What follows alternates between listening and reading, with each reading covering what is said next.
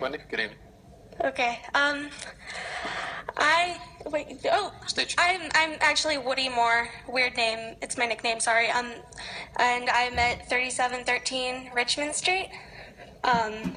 So I'm about to be 17. I don't have a car. I've lived here basically my whole life. And so this river access has been like a big part of my childhood. I've been going here for as long as I can remember. When my dad was teaching me how to throw a cast net, he almost threw me in the water over there. So yeah, I've grown accustomed to having access to one of Jacksonville's most beautiful and important resources. And Edward Abbey says that he's a half-hearted enthusiast and that half of him tries to protect the world, but half of him is reserved for enjoying it. And I think that we can't be expected to foster like this love and enthusiasm for protecting our environment if we don't have access to it, if we can't get there, if we can't see the river.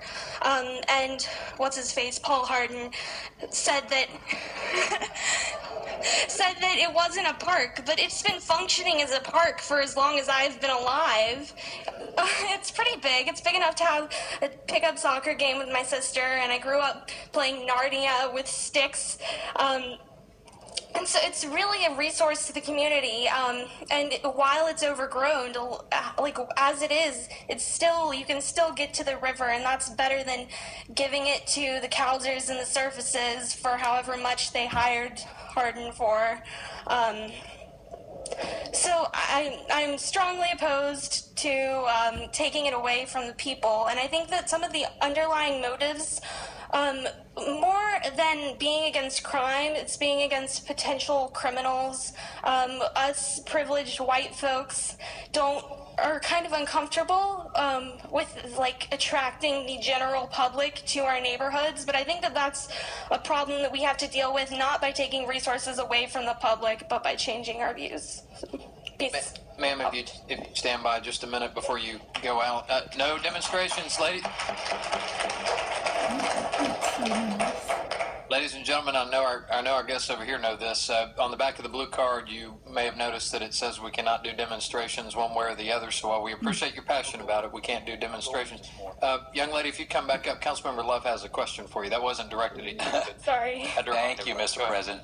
Ms. Moore, I'm very proud of you coming up here. You did a great job. Now, you say you live nearby, don't you? Yeah, I live right across the street. Right across the street. So it's essentially your river access, is it not? Yeah. And did you feel afraid, or do you feel like it was dangerous at all? I mean, not really. I've been going there since I was 2, so. So you really enjoy it? Yeah, I already. feel safe. And if it were cleaned up and made better and had a park bench and a trash can and such, would you think it would add a lot of beauty to the that would be super duper awesome. Thank you. Appreciate you being here. Thank you. Thank you. Ma'am, one moment. Young lady, hold on. Councilman Gulliford you may want to run. Councilman Gulliford has a question. My reputation precedes me, huh? To the president. No, this is a general question. To the president. Young lady, do you frequent it at night? Yeah, every once in a while. I'll take a book down there. I walk my dog at night sometimes. Are there other people down there? Not typically. I mean, I run into some people during the day, but... Have you seen evidence of things going on that shouldn't be going on down there? Could you be more specific? No. I'll let your mind go on that one, okay? I mean, because what I've heard is that there's certainly some evidence of inappropriate activity, let's say, and I know I saw your eyebrows above that, but that's some concern too. Is that after hours it seems to be a problem? I mean, that's never been a concern of mine. Like, the worst I've seen is beer bottles in the bushes, and I don't see people down there that much, but I haven't run into any drug paraphernalia or condoms or whatnot that might be. Right to the point, didn't you? Oh, yes, sir. Why didn't well, and that has been expressed as some level of concern. I mean, it's hearsay, but I have heard that expressed on several occasions, which tells me. Let me be a little bit. I have a personal interest in this to the extent that being the representative and having been of the beaches and having been a former mayor, we had a similar problem with beach access. And while I believe that everybody should have free access to the great assets, I also had great concern, and we exercised great concern and took action on it for the property owners that were very much victimized adjacent to beach accesses. And so that's what I think this needs to have some consideration for them too.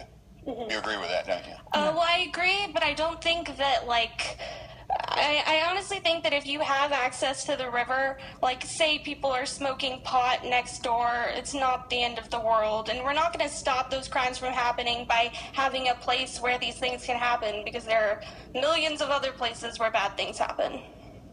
Well, we could get into a great philosophical debate, but the president won't let me do that. So thank you for coming this evening. Thank you. Thank you very much. Yeah, maybe. Mr. Holt. Next speaker, Ben Campen, followed by William Moore, followed by Don Kusar,